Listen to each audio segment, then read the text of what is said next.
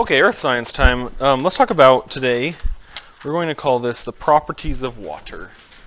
Properties of water. There we go. Oh, that's nice. Okay, the properties of water. And some of this will relate to our discussion that we just got done having in chemistry about covalent bonds. Let's do start with that. Let's put up here, got my sleeves rolled up. Water is what? Draw a water molecule. Hydrogen. Two hydrogens. Two hydrogens, she says. And what's the relative size of the oxygen is quite a bit larger. And so it's an oxygen with two hydrogens attached with a single bond. Good. Now remember that if you're an electron, what are you doing around these hydrogens and oxygens that causes the hydrogens and oxygens to stay together? What verb is happening with the electrons in this water molecule? They are moving, but they're being what between the hydrogen and the oxygen? This bond represents a what of electrons? What verb? They're being shared. Yeah, they're being shared. And so the electrons are being shared between the oxygen and the hydrogen, but because of the relative sizes of the nuclei, the electrons spend more time around the oxygen. Remember that? We have this partial negative end on the oxygen and a partial positive end. Remember this thing, the little Greek letter delta? This is the lowercase Greek letter delta, or it's supposed to be. And the partial positive end is the end where the electrons spend less time, and the partial negative end is the area where the electrons spend more time. And we call this difference between these things the dipole. It has a permanent dipole. Well, why is that important? What does this make water? It makes it what kind of substance? Polar. Yeah, it's a polar substance. Water is polar covalent bond. And as a solvent, as Kyla correctly points out, the water is a polar solvent. And it will dissolve other polar substances. Dissolves... Is that word permanent? Permanent dipole. Dissolves other polar substances. Like some of the components of my tea, of our tea. The reason that the tea is able, or the tea bag is able to make tea out of the water is because the water dissolves some of the components that are in the tea bag. Yum.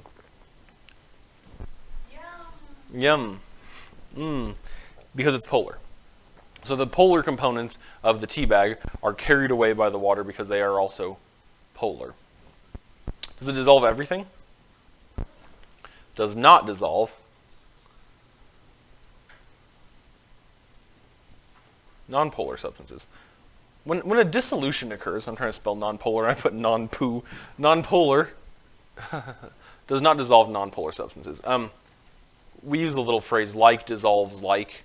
So polar dissolves polar, and nonpolar dissolves nonpolar, but the polar does not dissolve nonpolar, and nonpolar does not dissolve nonpolar. Anyway, what is happening when dissolution occurs, though? Do you know?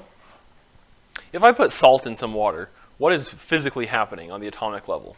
The salt molecules are freaking... Yeah, it's not a molecule, but the salt particle, the formula unit of salt is chloride, sodium chloride, held together with an ionic bond, Cl minus Na plus, held together with an ionic bond, is being broken apart. And the reason that sodium chloride, which is an ionic substance, which definitely has a permanent dipole, not only is there a partially positive, there isn't a partial positive, the sodium is just positively charged, and the chlorine is negatively charged, as you can see in my diagram. And the water molecules, the positive end of the water molecule, the hydrogen end, is attracted to the chlorine, and another water molecule, the positive end, is attracted to these are awful water molecules, but there's an attraction.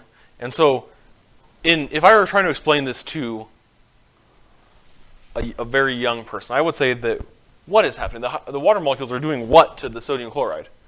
They're they're breaking the bond. That's kind of, they do break the bond there, and now it's just sodium plus and chlorine minus, which is called an electrolyte because it has these electrically charged particles dissolved in it. That's an electrolyte, which you've heard of.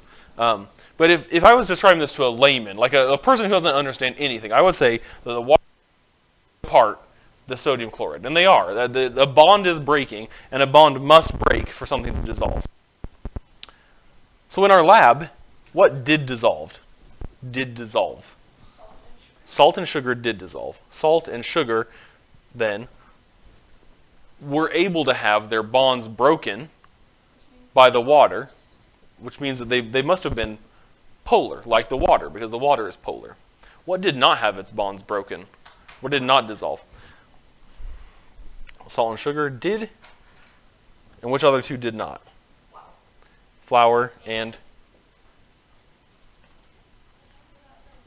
sand. That doesn't necessarily mean those two things are polar and those two things are nonpolar, but it does mean that these dissolved and these did not dissolve. The flour didn't dissolve because it is nonpolar. The cell wall that was the part of the wheat when the wheat was alive is a nonpolar thing, and so it doesn't dissolve in water. Wood doesn't dissolve in water because the cell wall of plants is nonpolar. But the sand, I'm not actually sure if the silicon dioxide that makes up sand is polar or nonpolar, but I do know that the reason it doesn't dissolve is because the bond between the silicon and the oxygen in the silicon dioxide sand is stronger than the bond would be between either silicon and the hydrogen and oxygen and the hydrogen. So this one didn't dissolve because the bond was strong. Strong bond. Stronger bonds. Your book describes water as the great dissolver. What kind of rocks do dissolve in water? Limestone primarily. And this is going to be very important. So limestone, formula calcium carbonate, dissolves in water. This is going to be very important when we talk about things like caves and karst topography.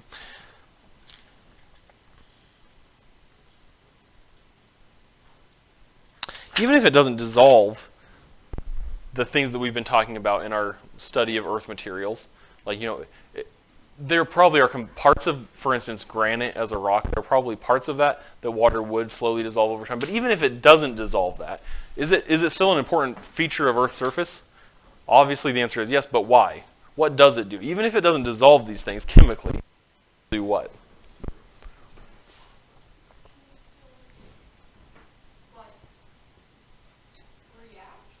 No, that would be a dissolution. This is a chemical reaction occurring. But what does it? What can it still do? Even if it doesn't physically, even if it doesn't chemically change the substance, it can still, gave it away. Physically, it can still physically move the water. So water can physically alter earth materials as well.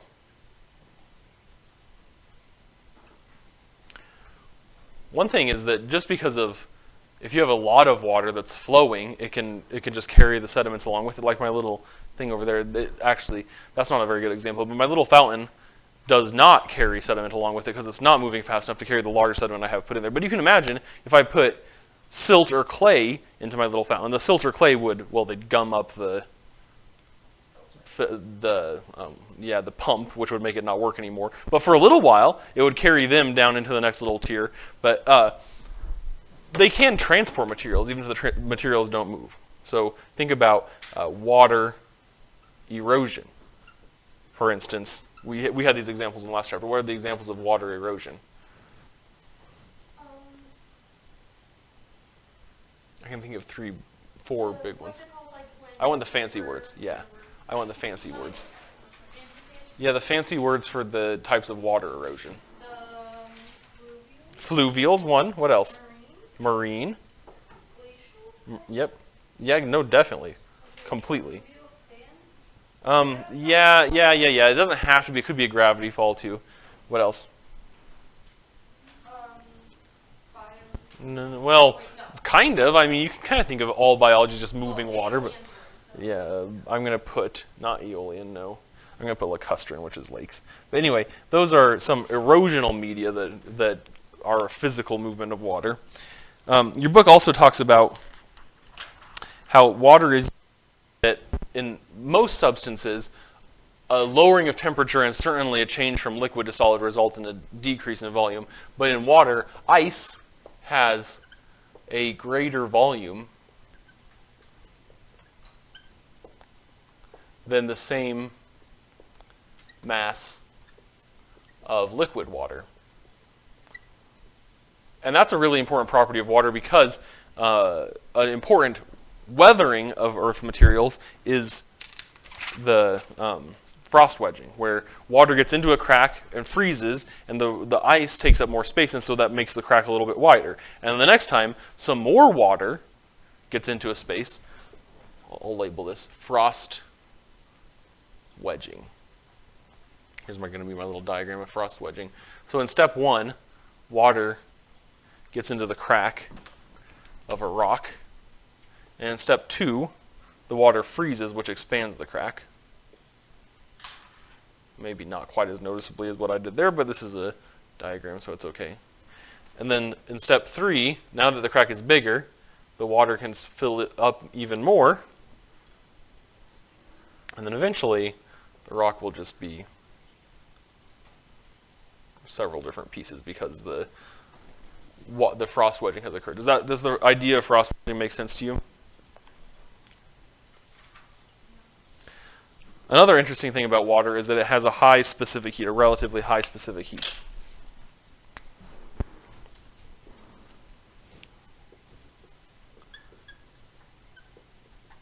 And both of these things, this idea that ice has a greater volume than the liquid water and its high specific heat are due to, it all comes back to this, and that's kind of why I tried to put this in the middle here. This specific hydrogen bond that forms between two water molecules is a really, as intermolecular bonds go, it's a very strong one. So this water molecule can interact with a relatively strong bond with other water molecules, which means it has a greater bond length when it's frozen, and it gives it its high specific heat, which means it takes more energy to change the temperature of water compared to other stuff. There's a kind of neat little diagram in your book about a change in temperature of the city of Chicago versus the change in temperature of the city, or it's not the city, the Lake Michigan, which Chicago is next to. And it shows that there's a higher range of temperatures for Chicago. When it's colder, Chicago gets colder, and when it's warmer, Chicago gets warmer. But the lake kind of has a moderate temperature because of its high specific heat. Do you have questions about that?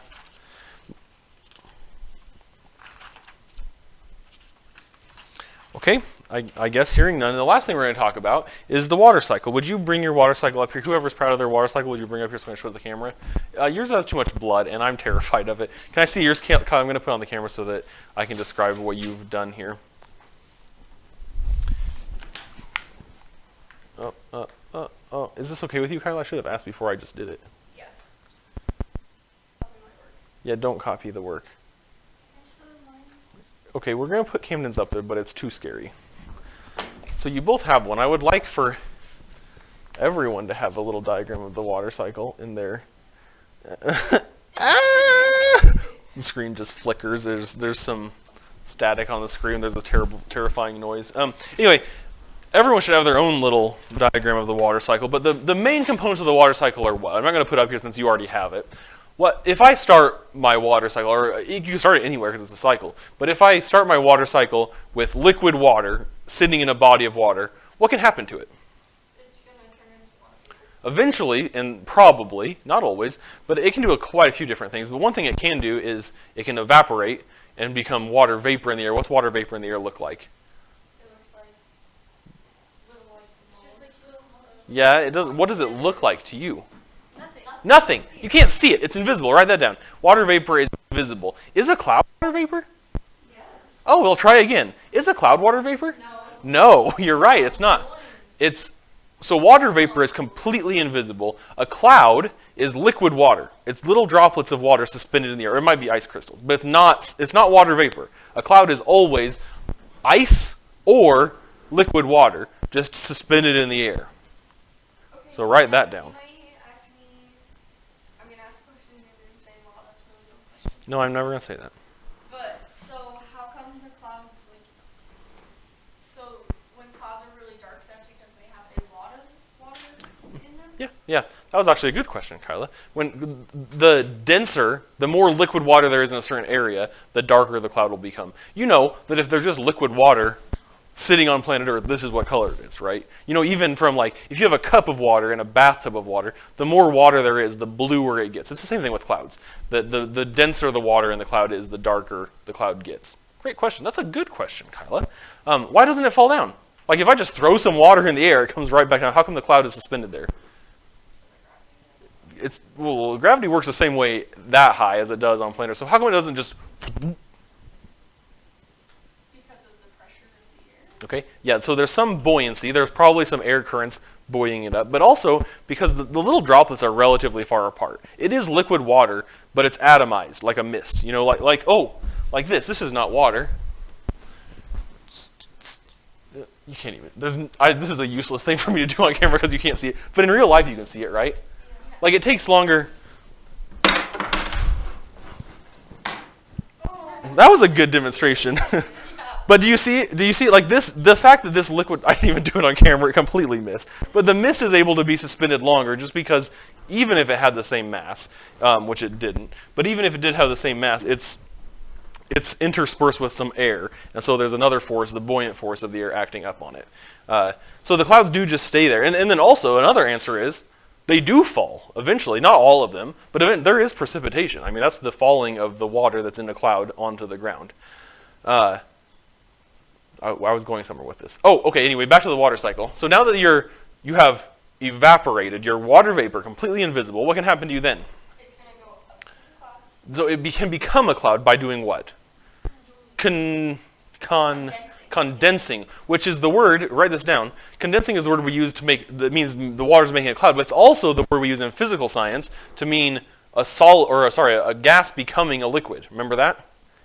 And it's the same thing. I mean, it is the same process. We call it the same thing for that reason, because the water vapor, the gas water, is condensing. It's becoming a liquid in a cloud.